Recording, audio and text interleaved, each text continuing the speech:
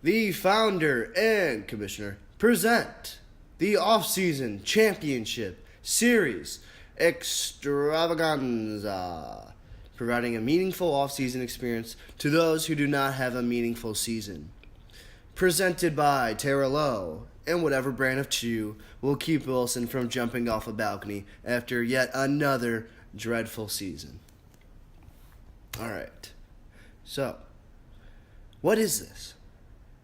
The Off-Season Championship Series Extravaganza is just the latest in the Iowa City Fives Association commitment to providing our owners, players, and fans all a meaningful in- and off-season experience. Basically what we're doing is we're taking our prior year's draft selection process and we're putting it on steroids. And we're just increasing the amount of events to supply a more interactive off-season from now all the way until Labor Day weekend when the draft is. So what? Why do we even need this? Why should you care about this? Well, there's multiple reasons. Let's start with the first. For the mental health of 11 out of 12 owners. Okay? It's very rare that you end the fantasy season and you go into the off season with pure joy and bliss. There's only one owner that has that. That's Schwartzy. The rest of us had a disappointing year. And we have to think about that for the next 8 months. If I did my math right, I'd say, 9 months. 3/4 of the year. Here's just a few examples of these owners that have a bad taste in their mouth. Okay, first, we have Jason Wagner, a man who leads the league in total minutes, watching podcasts, reading articles, and creating his own damn fantasy data for the draft. And what does he have to show for it?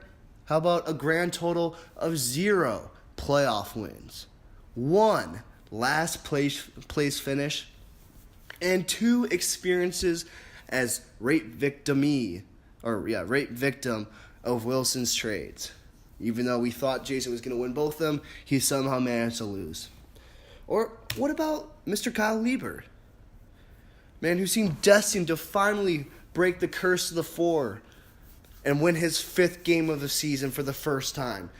But then he inexplicably trades arguably the best wide receiver of our generation, Antonio Brown, for Case Keenum's number 2 option.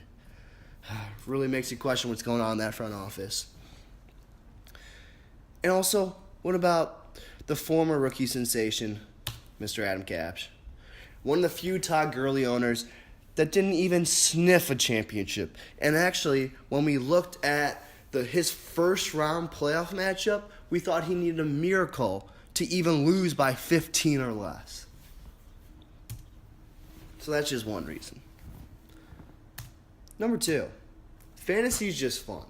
Between September and the end of December, we have a blast talking shit, playing fantasy, trying to outduel each other. So why do we need to stop this for 9 months of the year? For 3/4 of the entire calendar year, we're just going to say, fuck it, blue balls ourselves, and not do fantasy. That's ridiculous. Let's keep it going. Let's keep the league camaraderie alive.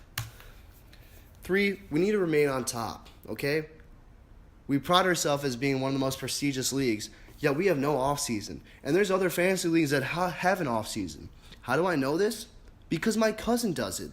2 years ago, I told my cousin how we decide our draft order, and he took it and put it on steroids. He's doing this type of thing where they have an off-season event calendar where like once a month, once every other month, they do something to decide the draft order.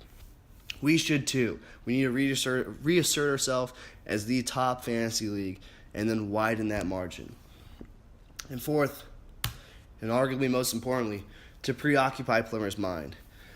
So we all know Jared Keith Plimmer was hit with some devastating news that he is a member of the Jewish tribe. And all he's been doing since then is looking in the mirror, and all he sees looking back at him is this. That's not fun. Me and Singer had to deal with this. We've become numb to it after 23 years. But this offseason is a dangerous one. When you become a Jew, the first 9 months is where most deaths happen from suicide. We need to keep his mind occupied and I haven't looked at myself in the mirror to see that ugly thing looking back at him. Okay. So, what events are we using? And as with everything in this presentation, it's of course up to the league. These are just things I'm proposing. But shooting for one event per month if possible. January, we've already talked about this in the group me a little, but it'll be the NFL playoffs. February, I have Daytona 500. I know Spiller will like this one. He's talked about it in the past. NASCAR could be interesting. There's always those crashes. A bunch of random shit happens when you have all these guys going. I don't even know how fast they go, but for 200 laps. So it'll be a fun wild card event. March, of course, you have March Madness. April, you have the Masters. And one thing I just want to touch on is that this year, the PGA Championship is moved up. So it's either the second or I believe it's the third major in the golf calendar, which kind of strips it of its importance. We've used it in the past because it was the final major of the golf calendar. But really the Masters is the coolest one. So we can do that. May, you have the Kentucky Derby as always. June, there's a lot of options. You have the College Baseball World Series, the CONCACAF Gold Cup, U.S. Open. It's another golf one. I don't know how many golf events we should do because I kind of want to cover multiple sports. But it's there. NCAA Track and Field Championship could be interesting. And then the NHL playoffs. I know this is a multi-month event. We could have it, use a little at the I think it starts last week of April, so we could have it in April, May, and June too. Along with the Kentucky Derby and Masters also happening. I didn't put NBA playoffs because, those are kind of boring. We know how it's going to end. There isn't really... It's kind of hard to really have a better bracket than anyone else since there isn't too many upsets. But NHL playoffs is a lot more interesting and random. July, you have Wimbledon for tennis and another golf event, British Open. In August, without the PGA Championship, there really isn't anything anymore. You guys can go take a look at the sports calendar. There's a site that shows everything month by month. There really isn't anything, so we can just use it as a prep month. You'll know where you're drafting a month in advance. You have a lot of time to get used to it.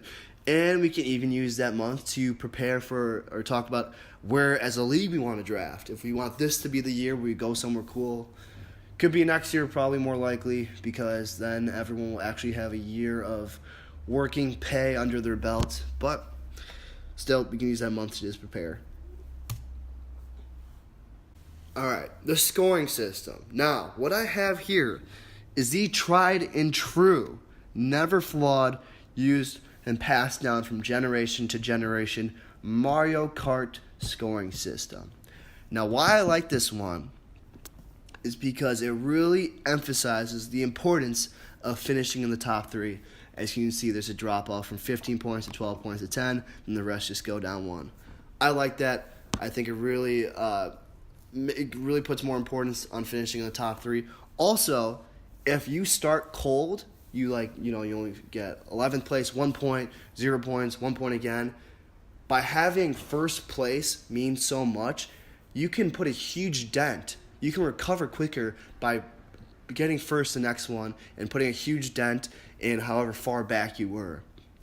Whereas with the other scoring systems, when you're only gaining 1 point on the second place team and only 2 points on the third place team, if you start out cold, you could be fucked for the entire offseason. So I really like this. Of course, open to debate, but I think this one is fun. And so this leads into the next slide, which, because first, second, third are so important, I propose that the selection process is a little different. So in the past, first place picked first, second place picked second.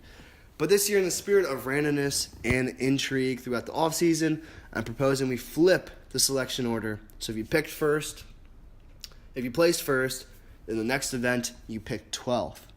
So on. If you finish second, you pick 11th, and so on and so on. Of course, this does not apply when picking the actual draft order. This is only from event to event. And also, one last thing. The scoring is for how you end the event. So, like for the NFL, after the Super Bowl, look back at everyone's bracket. Whoever had the best bracket overall, that's who gets first and who gets 15 points.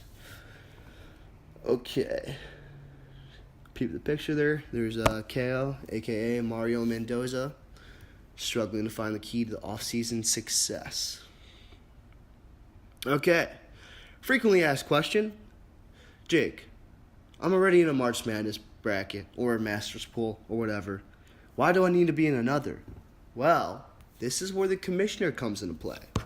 He has very interesting ideas of how we can run those two events so it isn't just your, old, boring, traditional bracket, or for Masters, I don't even know how you do that, but he has an interesting way to do it. But we wanted to first see if you guys will even accept this extravaganza proposal, which I think should be a no-brainer. Once we get a yes on that, then we can discuss how we'll run each event, and the commissioner can take over from there. Oh, and here's a little snapshot of Tony Stewart after he watched a video of himself running over someone.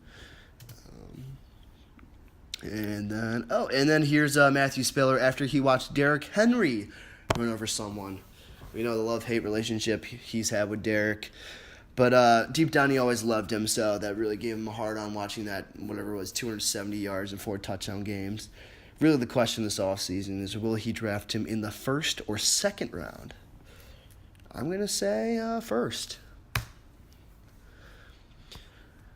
That's all I have. Closing notes. Good luck. Please vote for this, and most importantly, Joe Paterno new. Thank you.